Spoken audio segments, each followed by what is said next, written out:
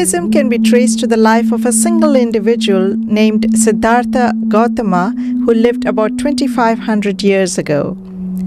Raised as a prince, he decided to leave his home at the age of 29 to seek an answer to the problem of human suffering. Through insight and meditation, he gained supreme wisdom, and his teachings form the basis of the many practices we now call Buddhism. Buddhism thrived in India for over 1,000 years, but eventually declined and spread to other parts of Asia and beyond.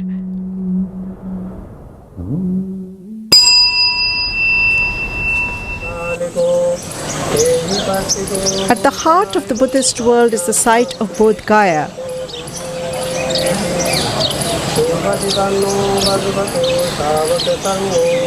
Pilgrims visit here from all over the world to pay their homage to the Buddha. This is where the Buddha achieved enlightenment, under the Bodhi tree, so the tree is very significant. The present tree is a descendant of the original. You can see devotees wrap pieces of cloth around it.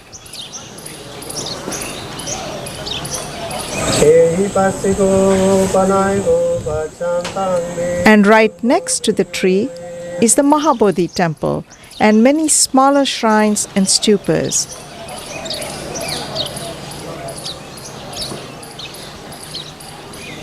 Worshippers walk around these sites as an act of devotion.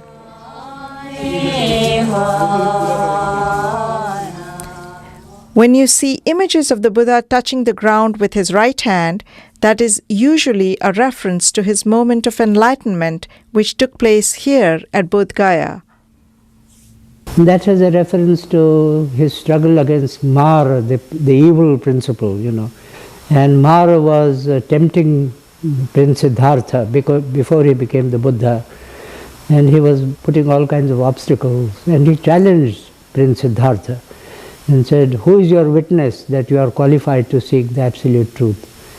And instead of saying such and such a guru is my witness or such and such a sacred text is my witness, he touched the earth and said, "The whole earth is my witness, that I have that I have acquired the necessary qualifications for seeking the way out of sorrow."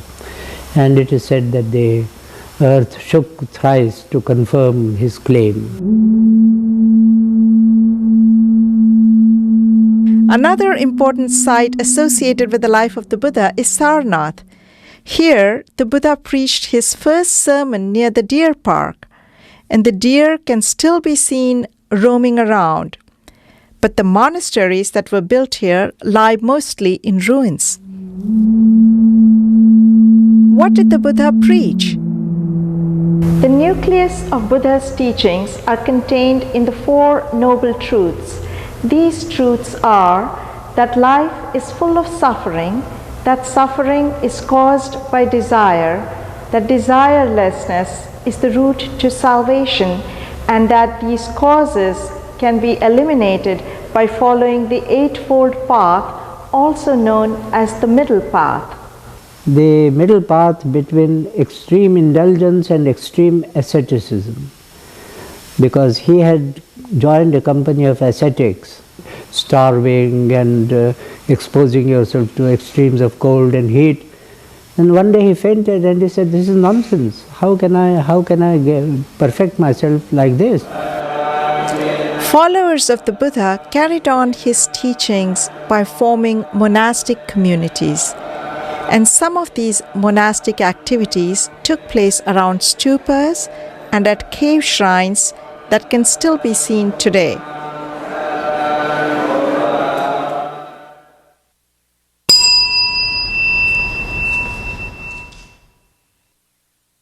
The main focal point in early Buddhism for a monastic complex was the stupa. It's basically a hemispherical mound that represents the burial mound in which relics of the Buddha would have been buried. So when the Buddha was cremated, there was a dispute about his relics, until one of the elders, he calmed them and said, well, our Buddha was a man of peace and we are fighting over his relics. So they distributed the relics, and stupas were erected at 8 places, and the relics were enshrined. One of the most famous stupas is at Sanchi in central India. This stupa, as you can see, is just a simple, unadorned dome, but the 4 gateways are very elaborately decorated. Worshippers would walk through these gateways and then walk around the stupa in a clockwise direction.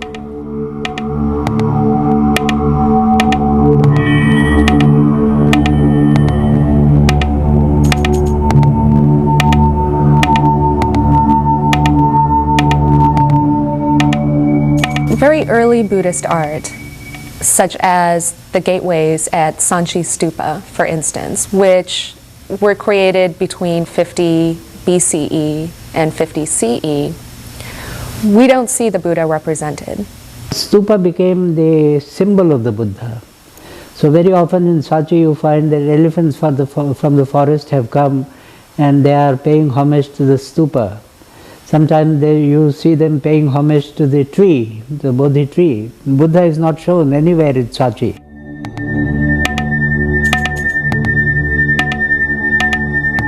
The gateways here at Sanchi also contain narrative scenes, but the Buddha is never depicted in human form. His presence is indicated in this relief, for instance, by emblems of royalty like the umbrella above the horse, or by his footprints.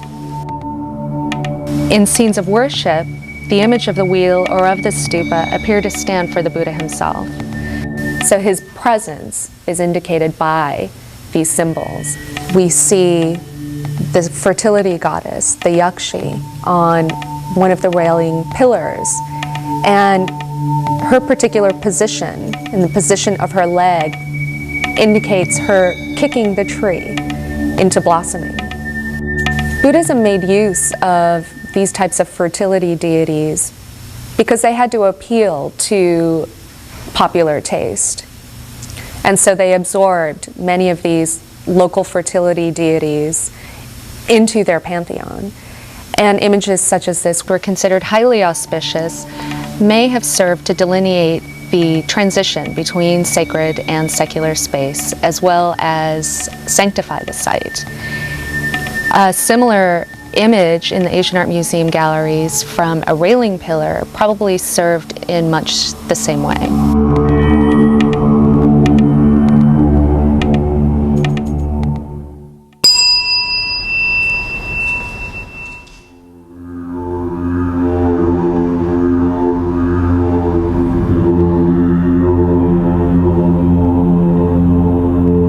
The traveler to Western India will most likely encounter a number of Buddhist cave shrines that are located in that region.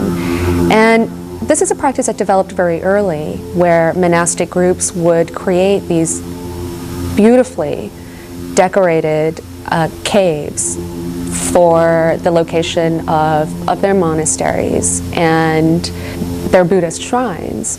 This practice of using caves in this way is probably related to the ancient practice of ascetics in India, who would retreat to mountains and to caves to perform their austerities and their meditations.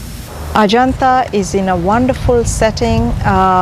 These are cliff-like faces that are arranged in a horseshoe shape.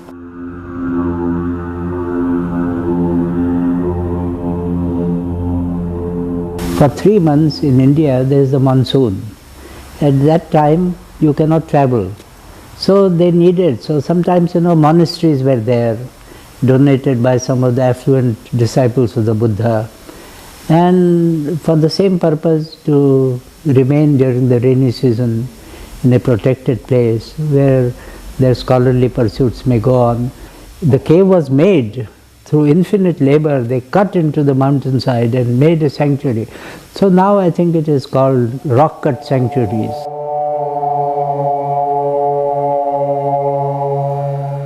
They have congregation halls and they have the individual cells where the monks would have lived. There are also the chaitya halls, which are the halls of worship. and they contain a replica of the stupa and are adorned with capitals along both sides and columns.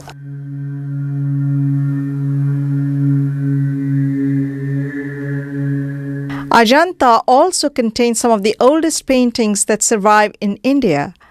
These caves that contain them are very dark, and you can only see these paintings with a flashlight. It's a fascinating place to study early Buddhist art in India.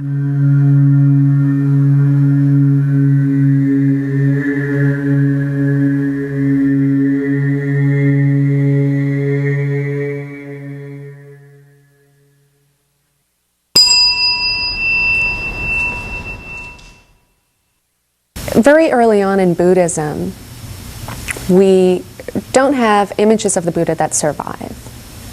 So we don't know if these images once existed or not.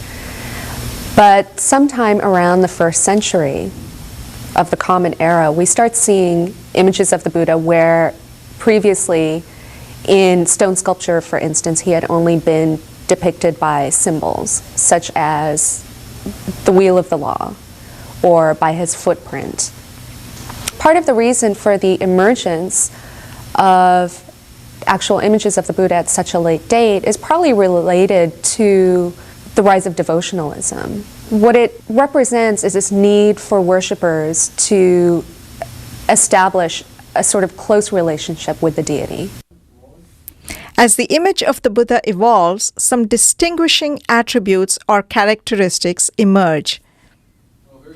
Well, you see, the Buddha is shown either as seated in a posture of meditation, or he is turning the wheel of dharma. So his 2 fingers are brought together in a gesture of rotating a wheel, because in his first sermon he said, I am now going to set in motion the wheel of dharma. Images of the Buddha will often display a number of different hand gestures, and probably the most common are the setting into motion of the wheel of the law, the fear not gesture, the gesture of granting a boon, the gesture of meditation, and the gesture of touching the earth, which occurred before his enlightenment. There are several signs or lakshanas, as they say, and you find that he's invariably depicted with closely curled, snail shell curl hair on his head. He has a little chignon-like thing which is called the ushnisha. His eyes will be shown almost always downcast, looking down in compassion. His earlobes are often shown distended because Siddhartha Gautama was a prince, and those days the princes used to wear heavy jewelry and their earlobes used to get distended because of the weight of the jewelry. You have narrative scenes that tell the life story of the Buddha or stories from his previous lives. Some of the most standard scenes from the life of the Buddha that we see depicted are his birth, his enlightenment, miracles that he performed during his lifetime, his death. And it is said he took him 500 lives to better himself before he could become Buddha. He takes so many different forms, different animal forms, different forms as human beings. Maybe he's a prince, maybe he's a king. Many Buddhas are now developed instead of just one historical Buddha, and one which is a primordial Buddha, and then the Buddhas of the directions. And so now we got the whole multiplicity of Buddha. You see, the idea is that the Buddha principle is eternal. Wisdom is eternal.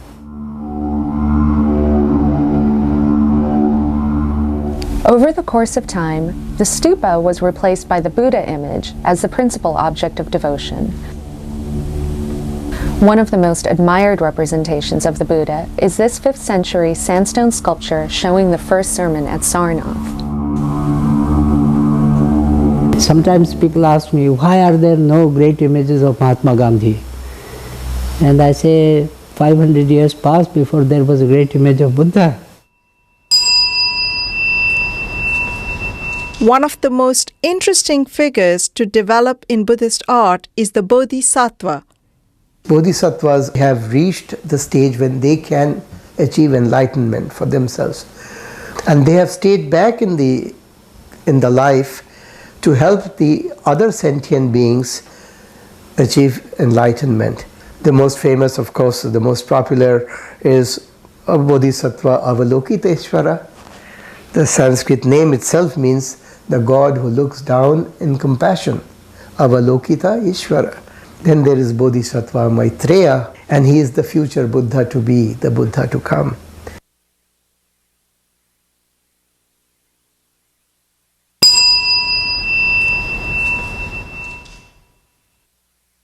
The last great flourishing of Buddhist art in India probably occurred between the 8th to 12th centuries under the Pala and Sena dynasties. And these dynasties ruled that area of eastern India, which included many of the sites associated with the Buddha's life, including Bodh Gaya. And what we see in Buddhist sculpture from this period is a greater complexity. Much of the Pala-Sena sculpture produced in eastern India has a very distinctive appearance. It's carved from a very hard, dark-colored stone, and its hardness lends a certain precision to the features of this sculpture. There are several reasons why it may have died out in India, although it survived in certain pockets. Around the 12th or the 13th centuries, we see the rise of Islam in India, and with the Muslim invasions, we see the destruction of many of the monasteries and the important libraries that constituted the focal point of Buddhist teachings.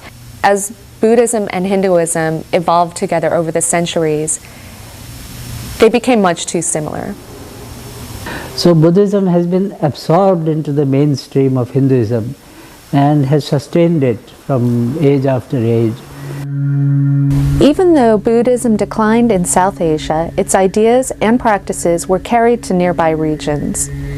Buddhist sculpture and painting came to dominate the religious arts of China, Korea, Japan, and Tibet, for instance. Indian Buddhist art forms, then, are fundamental to the study of Asian art in general.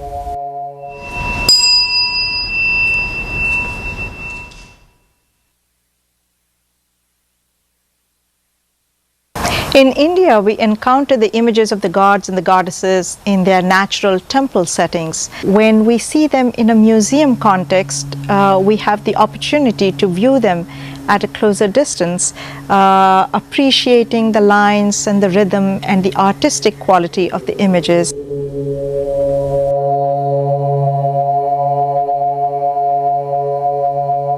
We can look at these works in a museum. You can look at them now as works of art, very lovingly crafted, and still conveying a sense of great beauty and spirituality.